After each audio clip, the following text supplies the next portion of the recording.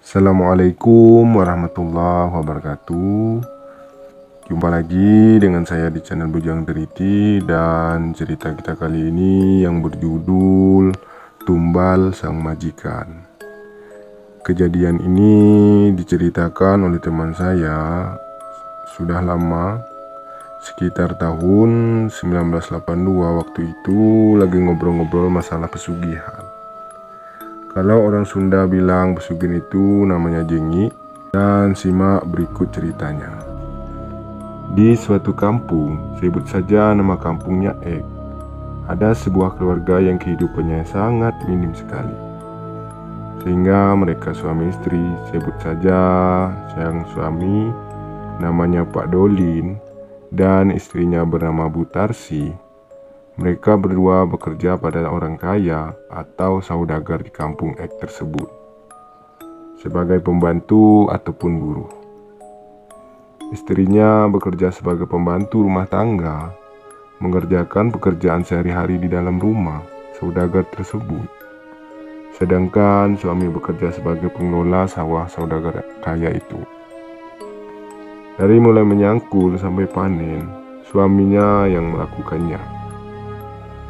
Karena dinilai kerjanya sangat baik oleh majikannya, sehingga suami istri itu dibuatkan sebuah rumah yang lumayan cukup bagus.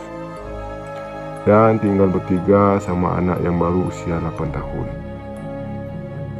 Semakin lama, usaha saudagar itu semakin maju. Bahkan saudagar itu membuat satu kamar tempat tidur khusus yang diperlengkapannya sangat mewah. Dengan tempat tidur, kasur yang sangat empuk. Pokoknya, lebih bagus bila dibandingkan dengan kamar-kamar lainnya yang ada di dalam kamar saudagar itu. Pada suatu malam, Pak Dolin diundang sama majikannya dan disuruh tidur di kamar yang mewah itu. Karena yang nyuruh majikan, juga tempat tidurnya enak, tentu saja Pak Dolin tidak bisa menolaknya.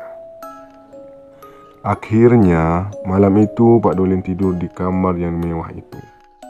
Pada keesokan harinya, tetangga pada ribut karena Pak Dolin pagi-paginya kedapatan sudah meninggal. Padahal sebelumnya Pak Dolin itu sehat-sehat saja. Bu Tarsi istrinya tidak percaya, kok suami saya bisa meninggal mendadak, padahal kemarin-kemarin biasa saja. Karena penasaran, akhirnya Bu Tarsi mencari orang yang bisa menemukan jalan keluarnya. Bu Tarsi mendatangi seorang kiai dan memohon untuk melihat kejadian apa yang menimpa suaminya itu. Kok bisa meninggal mendadak tanpa sebab? Akhirnya Pak Kiai meneropong dengan mata batinnya.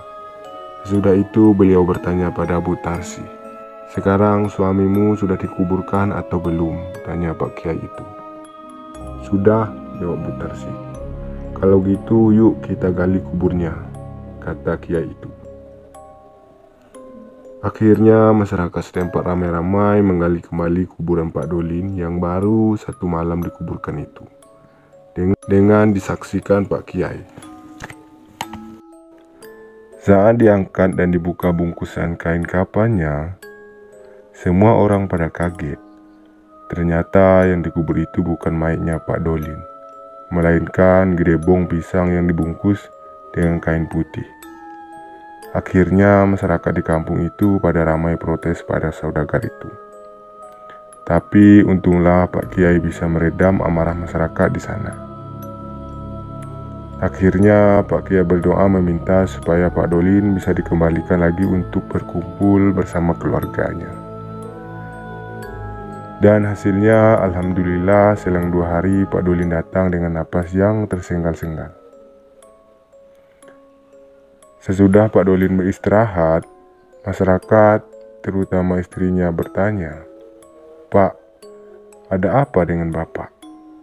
Apa yang telah terjadi?" tanya istri dan masyarakat di sana. Karena didesak terus, akhirnya Pak Dolin bercerita.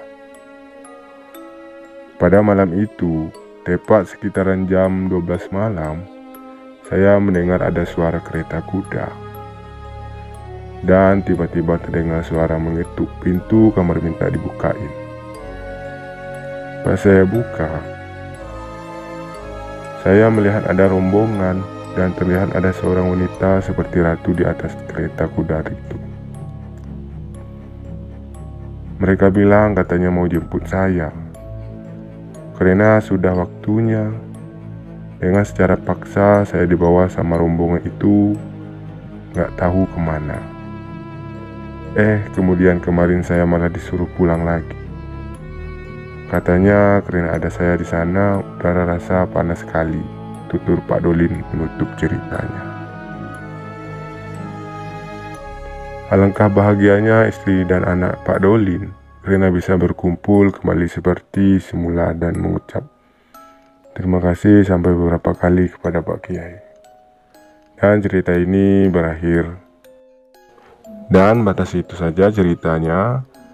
Jangan lupa tekan tombol like, komen, dan subscribe supaya admin lebih semangat lagi menceritakan kisah-kisah horor untuk kalian semua. Dan admin akhiri, wassalamualaikum warahmatullahi wabarakatuh.